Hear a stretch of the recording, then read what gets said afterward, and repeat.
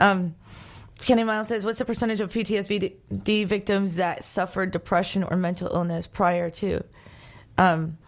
I can tell you that we're more likely to have post-traumatic stress if we've been triggered earlier on in childhood. And that's another thing that people should be more educated on, that we're more likely to be traumatized if we had trauma early on. If there was arguing or anxiety or other things that can kind of build up to that level. But it doesn't always have to be.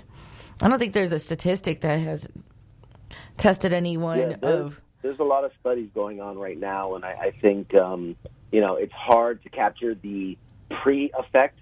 I know they're taking a lot of time now in the military to survey guys before they go to combat. And it's going to give us more information of what it's like, what the change is post-combat. Right. But, like when I went in, it was, here's your weapon, here's your uniform, go kill those guys, and whatever happens. And so we don't really understand. We don't even understand why it happens, why some people can see the worst stuff and come back fine. It's not a catch-all. Well, different personalities. There's more people that have more empathy than others. There's different people that are had more narcissistic than others. I just didn't mean to ring my own accident. That was an There's accident. Different kind of services. But some people don't show as much remorse or empathy or compassion just by natural, just nature, just because some things are just kind of matter of fact. Well, that was supposed to happen, and other people are like, oh my gosh, that I didn't expect to see that. I don't know. It's different personality traits within each person that people can handle. And like you and I were talking about, Michael, on the phone, we were planning for today, but that you never know exactly what your personality is until you're placed in a crisis where you're like in a fire. Are you the kind of person that knocks over women and children and old ladies or whatever to get yourself out? Or are you the one that like is the last one getting the pets out or something? Or how we are. A lot of times you've got, especially in the military, in the combat specialties, you got a lot of macho, you got a lot of alpha dogs, you got a lot of guys that talk, big, tough guys. And, you always say, man, it's once that first bullet goes over your head, that's when you see people's true character come out and their true... You said you're so used to it, you slept through some of the attacks. Yeah.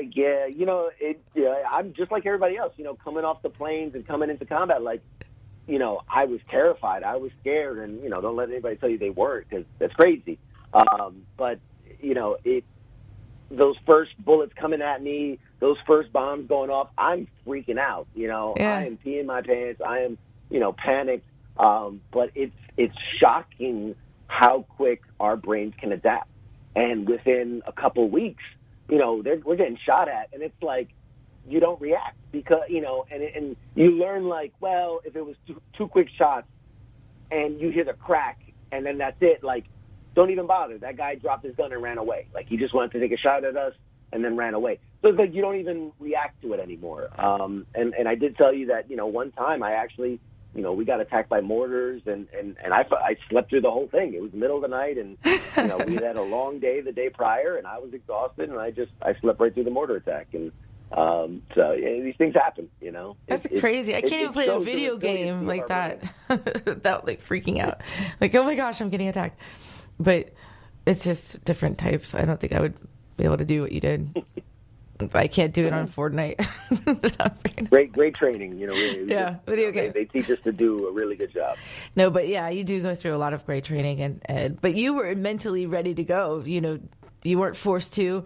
You were standing up for the country. 9/11 happened. You're like, I'm going to stand up for my home. This is crap that people attacked us. And so you went in with that mindset that you wanted to be there and you wanted to, serve the country and protect every way of life that we know. And I never and that's try to draw heroic. A distinction. I never try to draw a distinction between service guys, but, you got to think people that joined pre 9/11, no offense to them, but they're going so they get their college benefits. They're going to they learn a skill, learn a trade. There was no war at that point, and so they didn't sign up for war. They signed up for all the other things.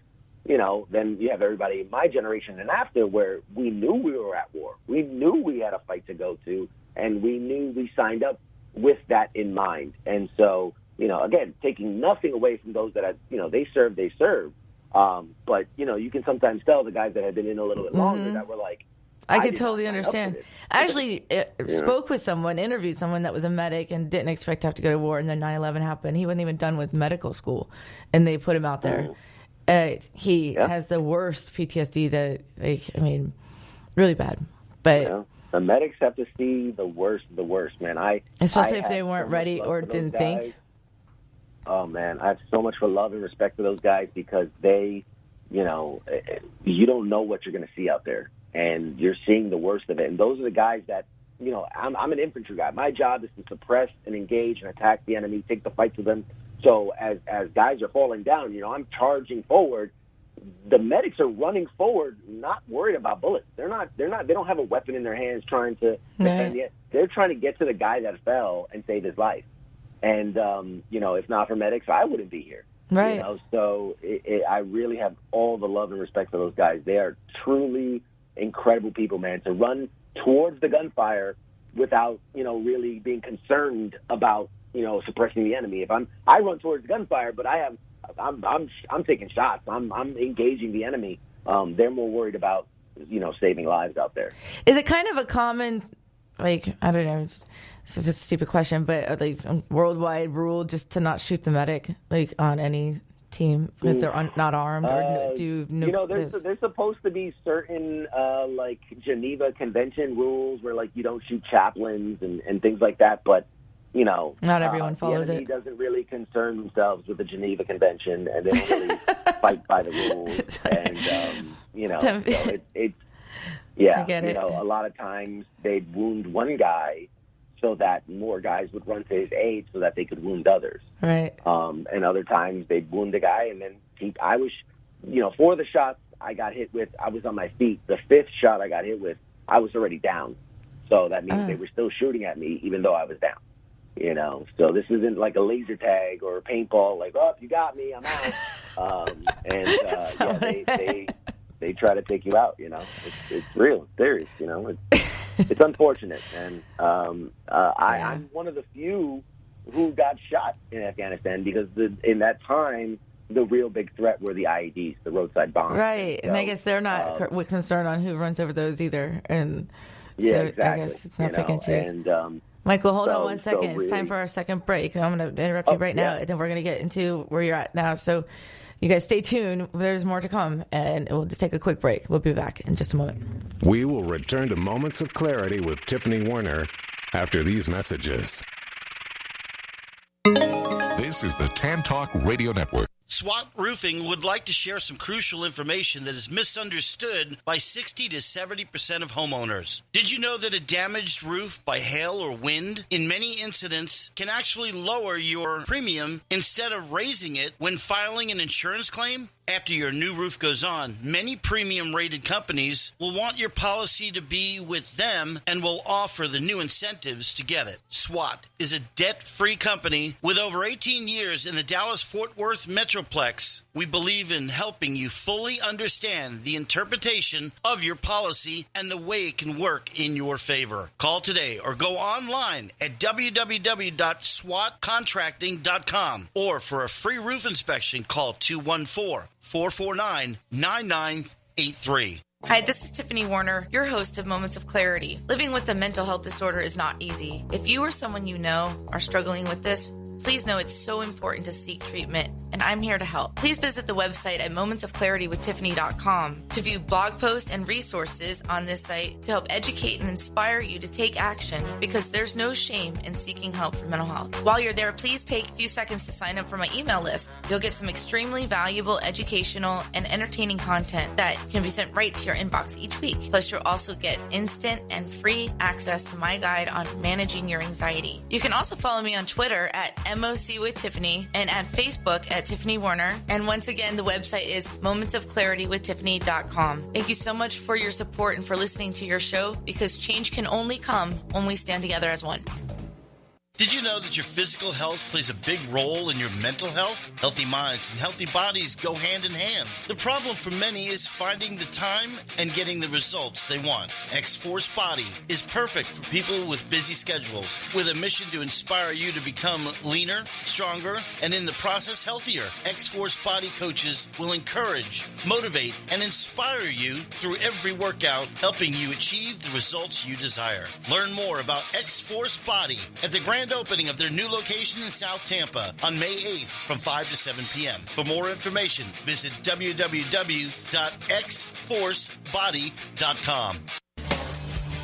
Hi, this is Tiffany Warner, your host of Moments of Clarity. I'd like to give a shout out to musician-songwriter Don Lawson, who wrote, produced, and performed all the vocals and instruments on my Moments of Clarity theme song. Don gained his inspiration as a mental health counselor himself. He's always looking for artists to record his songs, and you can hear more of Don's music at reverbnation.com/Don Lawson. You can also check him out on Twitter at Don Lawson Music. Thank you so much, Don, for your contribution to Moments of Clarity and ending the stigma on mental health. It's awesome.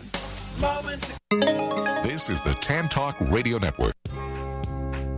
Now back to Moments of Clarity with Tiffany Werner, licensed mental health counselor. To engage in the conversation, call 866-826-1340. Here's Tiffany. Hi, welcome back. This is Moments of Clarity. I'm Tiffany Warner. I'm a licensed mental health counselor, and I'm your host. And today, my special guest fought and served and was wounded in combat and Army infantry.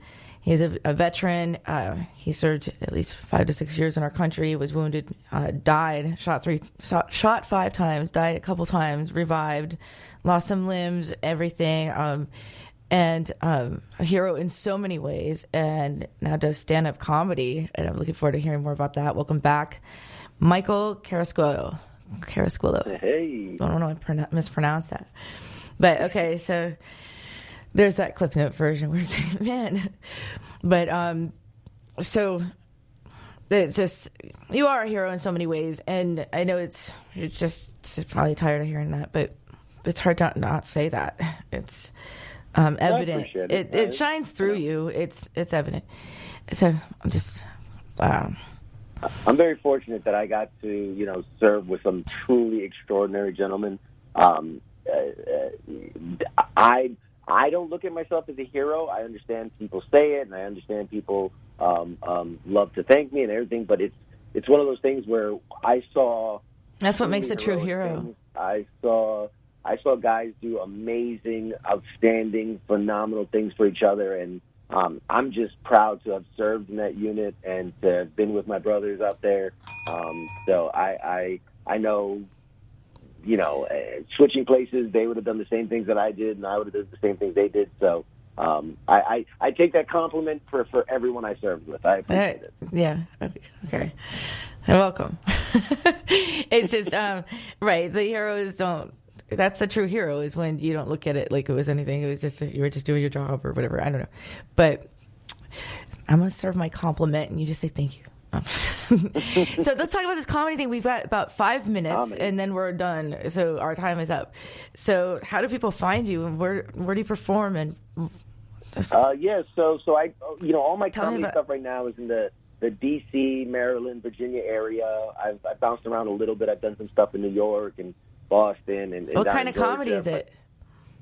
It's I like to think of it. It's more storytelling, telling my journey, and just kind of taking a fun, silly kind of look at it, and using some really tough stuff that happened to me to make people laugh, to make fun of it, and that there were times where I wasn't the greatest soldier, and I did some dumb stuff, and there's some funny stories there, and people, if they're interested, CQ Comedy is on Facebook. What's it called? Page. I don't have a website. One day. CQ Comedy? CQ Comedy. How do we look it up then? Comedy. On Facebook, man. Facebook page. You just that's what you mean. You don't have a website, but you have a Facebook page that's called CQ Comedy. Yes. I got you. Yes, all right. Yeah. And then I have a Twitter. It's like I think it's Comedy CQ, something like that. But yeah, getting into comedy was kind of a weird way I got in that, I've always loved comedy. I've always appreciated it. I never thought it was something I would do for myself. And, putting myself around other veterans, I was at a support group for disabled veterans, and this one guy talked about this veteran program. It's a nonprofit called Armed Services Arts Partnership that created an arts program for veterans for free, and one of the classes they did was stand-up comedy. And so, man, I said, I have all this, struggle with anxiety, and